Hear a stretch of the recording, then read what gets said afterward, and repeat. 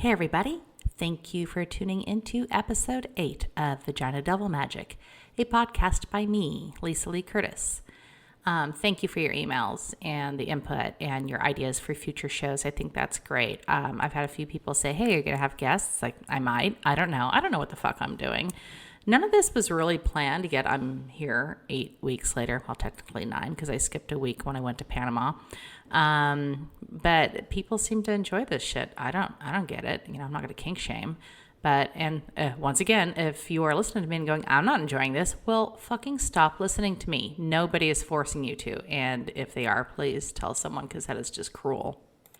You should also probably be aware, if you could not already tell, that I don't really have a plan going into these each week. Sometimes I do, like at the beginning, I thought, okay, I'm going to have a topic. It's going to be hard and fast, and it's going to have this, and this. But I kind of threw that out the window. So this week, I'm going to talk about our irrational demand expectation of evidence from people. Just evidence. People, we're not in court, but we demand proof of things that cannot be proven. And for instance, there was a young woman down here in one of the local Facebook groups. She was, I'm going to guess, early 20s. And she's from here, from Costa Rica. And she was in a cafe. And there was this couple who were clearly either expats or tourists. She said probably tourists. Once you've lived down here a while, you can kind of tell the difference. I can. With whether somebody is local or they've been, down here for a while, or they're just visiting and going back to their subdivision up north. But anyway, she was on the phone. In a corner, quietly, just handling a quick phone call. I think she said it was from her kid's school. And I'm going to tell you one thing right now. Costa Ricans love their phones. They don't turn off the ringers. It's kind of a thing. I don't love it, but I also behave accordingly. And by that, I mean I'm a guest here. I've lived here 3 years tomorrow, actually.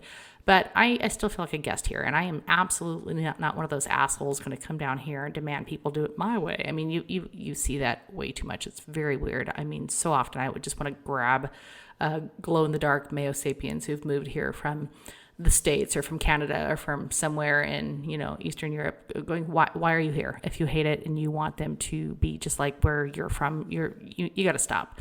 Anyway, so a woman takes this call, and she was treated like shit by these tourists. And she said it was a terrible experience, and they were very racist, and this, that, and the other thing, word for word doesn't matter. But the comment section was filled with other expat types asking for evidence. They were demanding evidence that this was racist. I mean, maybe they just didn't like you. Maybe they didn't like you were on your phone. As if this woman has not lived her couple decades in her own flesh and has not encountered this in her life, right? I mean, how fucking presumptuous to demand a brown-skinned woman provide proof that her unpleasant interaction was racial. You fucking know when it's racial, just like I know when something is misogynist. I just do. I didn't used to. I was a very literal kid. Nuance sometimes was lost on me. But I've been on this planet for a while in my female body, and I've gotten very good at sussing out when men either hate women, or they just think they're lesser, or they think they are smarter than the woman in the situation. Again, I can feel it in my bones. It's not, but can I provide evidence? No. I mean, maybe I could if I had a recording of an incident at any given time. I've definitely had people who otherwise were not people I disliked, asked for evidence. Like when I was having a bad situation at work, it's like, do you have evidence that he was being misogynist, or are you just understanding the situation wrong? This guy would ask this after I would describe the incessant bullshit I dealt with at work in the body I've lived in my whole life. And I'm not stupid. So, and we have our hackles. They go up, it's not an imaginary thing. You can't see it, but, I know I've ignored my hackles to my own detriment a couple times. I saw a recording of I think it was a talk show, and it was two black women, and one of them was talking about how she was in an all-white workplace, and she got along with everyone fine. It wasn't that they were rude to her or anything like that, but she didn't feel settled, right? And she'd be asked out to their after work happy hours, and she just knew that this was not a situation she wanted to put herself in. First of all, she didn't drink, and she didn't really know these folks. And as a black woman who's lived in her skin on this planet, she was uneasy, and so she didn't. And of course, in the comment sections, people are like, well, what are you talking about? That's racist. Why wouldn't you go out with your white coworkers? And she's like, and the other woman asked her how she knew that she didn't want to go, and the woman said, I felt it in my bones. You gotta listen to that shit. Again, I have ignored my own bones, my own hackles that have gone up. And those are there for a reason. The hackles, the invisible hackles that go up, that's a flight or fight thing. That's a self-preservation thing. And women have ignored that to their detriment. People who are not white have ignored that and, put themselves in situations where they're either in actual danger or just in, it's going to be weird. And sometimes we just want to fucking avoid that, Another one that came up recently is, I think it was Kristen Stewart, the actress. She had said that, I don't remember the words and I'm not going to look it up, but I believe it was that being a woman is a violent experience. And there's the absolute, two different replies. A bazillion women going, yes, it is. Being a woman on this planet, in this world, can be, it's a violent experience. It's a lot. You have to be on guard. And then there's all the men going, what's that supposed to mean? What are they saying? Hashtag not all men, yada, yada, yada. Stupid shit about how she's not attractive anyway, like that plays into the problem at all. It's absolutely exhausting. But, again, people are demanding her to, what do you mean? It's like, she's not on fucking trial. We don't need evidence. If when we actually go to explain it to you, how in our bones we feel this, how, if we're in a situation we feel uneasy, like we have to get the fuck out right now, we're always questioned about that. And, we're not on trial. We're not on trial. I don't need evidence to remove myself from an uncomfortable situation. I don't need evidence before I'm allowed to leave a situation where I don't feel safe or I do not feel just good. It's like, again, when you feel it in your bones, and, I've told so many people, as women, we're taught to apologize. We're taught to be polite. We're taught to, be acceptable. I just wish I could grab every young woman and say, you don't have to. You don't have to, if you're uncomfortable, get the fuck out. Don't stay to make people happy. Don't stay to keep the peace. And that is an across the board thing. That is at parties. That is in relationships. That is at work. If you are able to remove yourself from a situation that you feel in your bones is not safe or not right for you, God, I hope you do it. Again, we don't always have that privilege. I've stayed in so many jobs because, otherwise, homeless with my kids. So, but I've always, not always, but from a pretty young age on, learned to develop an exit plan, an escape plan when I started feeling bad about a situation. And again, it's across the board from relationships to jobs, which is one of your major relationships because you're expected to be there all the fucking time, to just even social gatherings. If you feel in your bones that this is not where you should be, you need to go. And as an aside, I'm going to add, I think we should stop agreeing to plans with people that we don't want to spend time with. And, I know you kind of have to make an exception for family sometimes, and there are other exceptions, but I have spent my whole life, agreeing to go to the movies with so-and-so, but this other so-and-so is going to be there. It's like, ugh, okay. You've got a friend in a friend group that is, not your friend. So when they're there, like the energy is real shitty. As an adult, there'd be somebody who's like a fringe friend and you don't even like this person, right? You don't even like this person.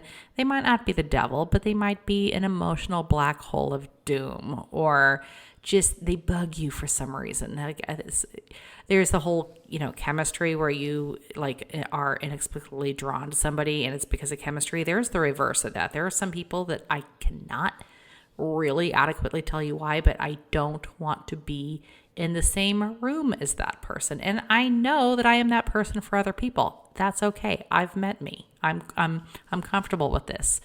But I think it was like about 5 years ago or so, I was being kind of pressured to allow this one person to come along on something. I don't remember if it was a party or if we were going out on a boat with a friend or what. I was like, oh my God. And their response was, oh, come on, it'll just make their day. It'll make them so happy. And I don't know why it took me until my late 40s to go, wait the fuck a minute. So I'm going to acquiesce and allow this person to spend time on some kind of a big deal thing. I think it was like a trip out on a friend's boat. So they would be happy. It would make their day. Meanwhile, I am going to be annoyed like the entire fucking time. Why do I get to sacrifice my happiness on this, thing that's going on my day off because it'll make somebody else's day? And finally, like, no, you know what? I don't give a fuck if it's going to make their day. I'm going to be miserable and I don't want to be miserable. So no, I'm not allowing that person to come along. And I got kind of like this look like, wow, geez. But seriously, then it's like, I cannot go. It's like, no, you have to go. Well, listen, we have, as far as I'm aware, one life to live, right? And we're also not promised tomorrow. And I'm very sorry that, Colin Robinson, the energy vampire, I'm, taking that from What We Do in the Shadows, amazing show. Love it so much. Anyway, I don't want to be around Colin Robinson, okay? I don't want to be around the energy vampire. I don't want to be around so-and-so's kind of weird husband who smells like pot all the time and is always staring at my tits. No, I'm not going to make the peace. I'm going to not go. Or you don't invite them. It's simple. It's not like a tantrum. It's not like an ultimatum. It just is. I'm not going to sacrifice my peace or my happiness to make somebody who already irritates me happy. Why would I do that? Why am I expected to do that? And it's not always women, but it's often women who are supposed to, make the peace and I'll just make everybody happy. Fuck that. I don't want to make everybody happy. I want to make my friends happy. I want to show them I care about them, but I would like to be happy. If I get hit by a bus tomorrow and my last outing is something that should have been amazing, but it wasn't because some dickhead that I didn't want to be there was invited to make them happy, no, that's not cool. And I used to do the whole joke, I could get hit by a bus tomorrow, and it was kind of a hypothetical. But then in 2012, my brother literally got hit by a speeding Chevy Cavalier. My brother was a nightmare. I loved him so much, but he was a fucking nightmare, and he was drunk off his ass, but he was actually doing everything right that night. He made the paper for the first time in his life doing everything right. He was in a crosswalk. He was drunk, but he was in a crosswalk going with the light. And some poor guy, again, I have no hatred for the man who hit him. He was on his way to the hospital to see his first grandchild being born. He was just distracted and missed my brother, who was likely in all dark clothing. It doesn't matter. It was an accident. It was terrible.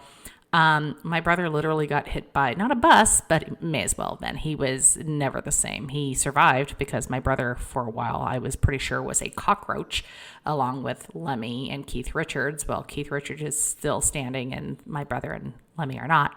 I digress. That's not a hypothetical anymore. It can happen. It happened to somebody in my life, my brother. I love my brother. And, he was minding his own business one day, and the next thing you know, he's in a coma. So anyway, I could get hit by, well, maybe not a Chevy Cavalier. You don't see those down here in Costa Rica, but, I could, I don't know, get, eaten by a snake. I don't know. I'm just rambling at this point. So yeah, life's short. Make yourself happy. Let's see, what else should I yammer about? I've got a few more minutes. And again, this is like the least scripted one of these I'm doing, and I don't care. If you don't like it, I'm cool with that. Please tell me. Please say, hey, Lisa, I would really like you to do a podcast about yada, yada, yada, yada. I would like to hear about some more of the women you write about. I would like to know who you're writing about next.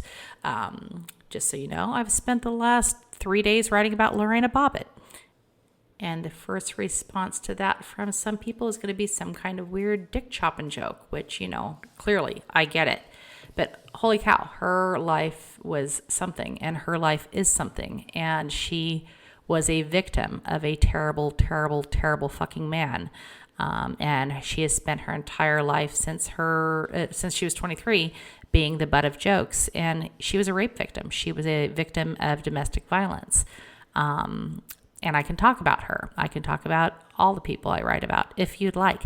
I could talk about weird shit I've done. I'm pretty much fine with all of it. I'll probably talk about all of it, which is what I've been doing.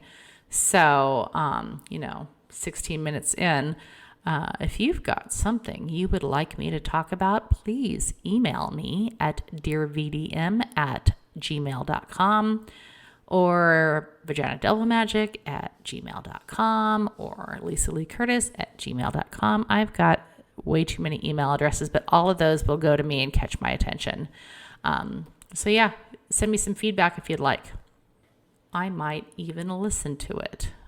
I mean, I will. I've already responded to a few people's suggestions talking about the petty stuff, and it's funny. I was looking for something else to yap about. And, I don't think of myself as a very petty person, but maybe I am petty. I'm not passive aggressive. Like I've said before, there is nothing passive about my aggression. But I was looking through my documents, and my computer is just a shit show. I try to be so organized, but it's just a mess. But I found a thing about my post-divorce rebound, one of the many absolutely wackadoo stories there. But a friend of mine had posted, a thing about silliest or pettiest reason you've broken up with someone or turned somebody down. And the first thing I thought of was a guy I dated for a while, the post-divorce rebound, who I broke up with after they changed my radio station to a country station. Actually, what happened was we were dating, and he had no car. A story I'll get to in another time. Maybe now. Who knows? But he had actually gotten a job. Yay! And he asked if he could borrow my truck. I was working a job where I had the option to grab a company car for a bit, so I'm like, yeah, sure, go ahead. I would like you to have a job. I would like you to go to work. Yes, you can use my truck. So he takes my truck. And I get into my car and I started up my truck, and motherfucking Brooks and Dunn started wailing about a neon moon in my vehicle. What the fuck? So I asked him, I said, can you please kindly not fucking do that? I mean, listen to whatever. Hey, whatever, but change it back to the station I had it on, please. And thanks. So I'm not assaulted by hot liquid yeehaw. And, I don't know, maybe put some gas in my truck when you've run it low, but, let's start small. Anyway, I let him drive it again. And when I got into my truck that evening after his workday, I started the ignition. The radio was again on a country music station. Listen, this was already bad enough. But when I went to hit one of my presets, this is a vehicle old enough to where you pushed a button for a preset radio station. I hit the button and nothing changed. Do you know why? He had changed one of my presets to a fucking country station. Yeah, this is clearly not going to work. So back to him not having a car. I'll tell you this really stupid story. It's amazing. So I don't really always make good choices all the time. And at the time when this was going down, I had recently divorced and accidentally fallen into a relationship with someone who was more of, something to do. He was fun in the sack. What can I say? And sometimes you turn around and that person is now staying at your house and you're like, wait, did I agree to this? Was I sober? Let's see how it goes. Whatever. Again, fun in the sack. Why not? Sometimes it's an added thing that hampers your ability to make rational decisions, as it turns out. So a few weeks prior to Hee Haw Gate, this guy, let's just call him Ed, he had a car. When we first got together, he had a car accidents. A gross, smelling, old car that he had fire calmed down. This job, it prior to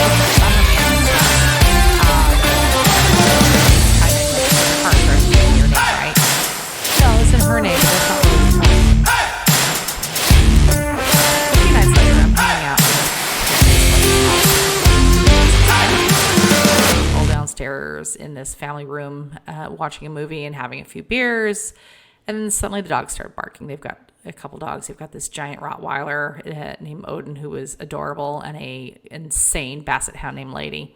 The dogs start barking, and I hear one of his little nieces announce, "Uncle Eddie, there's some people out by your car, and the little one is holding a big stick." So Ed gets up and runs up the stairs, and hey, this sounds interesting. I rise from the couch and follow him, even though I hear there's someone out there with a baseball bat because, again, good choices. He runs to the front door and throws it open and just stops in his tracks. And then he starts yelling, "Hey, you can't do that. That's my car. God damn it. Hey, get back here." And something like that.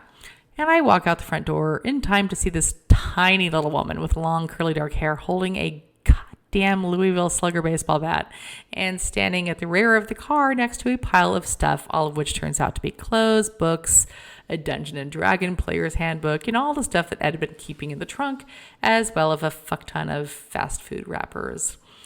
Another person, can't tell what they look like because the sun was just shy of setting completely, was waiting in like a late model SUV that was idling in the middle of the street. The tiny woman, armed with a baseball bat, looks at us and her eyes widen. She slams the trunk and runs over to the driver's side and gets into the car and peels out, driving like a bat out of hell down the street towards the dead end. This is amazing.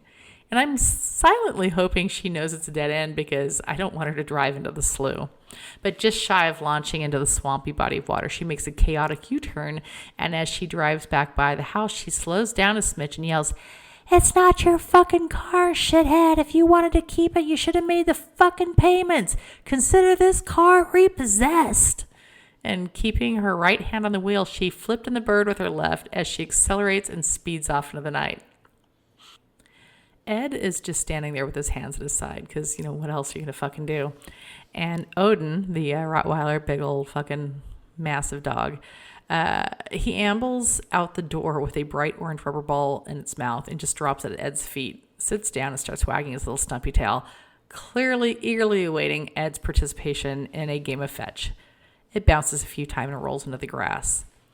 I am a little tipsy at this point, and there's something about this whole ridiculous spectacle. I mean, I just lose it. I start cackling so hard. My stomach is cramping. I'm in pain. I'm pretty sure I'm going to piss myself. What's so fucking funny? Ed was not seeing the humor in the situation that I was. And I basically laughed, squeaked from my doubled over position. I said, that tiny woman was going to fucking kill you. I fell onto the lawn and just kept laughing. And Odin picks up the ball from where it had rolled off to and brought it back and dropped it at Ed's feet again. It's not funny. She took my fucking car and now I have no car. And from the grass, I'm on the grass. I am rolling on the grass. I am cramped. I just laughed, shouted my reply.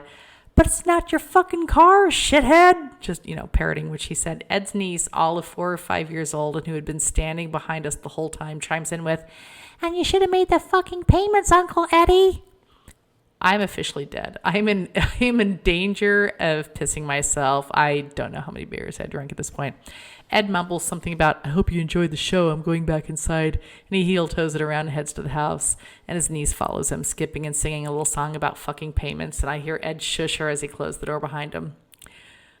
I remained in the fetal position on the lawn, still laughing. And Odin decided that maybe that meant I was the one who might play a game of fetch and ambled over with his orange ball. And after I gathered myself for a bit, I obliged. Anyway, don't change my radio presets because that's my line, apparently. Okay, so there you have it. Me yammering on about a podcast I never intended to start, asking for feedback, talking about stupid pieces of shit, asking you for evidence that you don't owe them, and story about bad decisions I've made in my life, and, a warning. Don't change my presets to the country station. Actually, since this point, motherfucker, I think it's his fault, but I actually like some country now. Like Chris Stapleton, fucking love that guy. There's a couple others too, but only at this point if I find out that they aren't Trump-sucking fucking fascists. When I find out that they are an actively loud anti-Trump, non-Republican piece of shit, I'll wear a cowboy hat. I don't give a fuck. Anyway, I will see you next week. This has been a blast as always because I'm just sitting in my office, talking to myself and, well, by default, talking to you if you're listening. So I'm glad you're here. I will see you next week.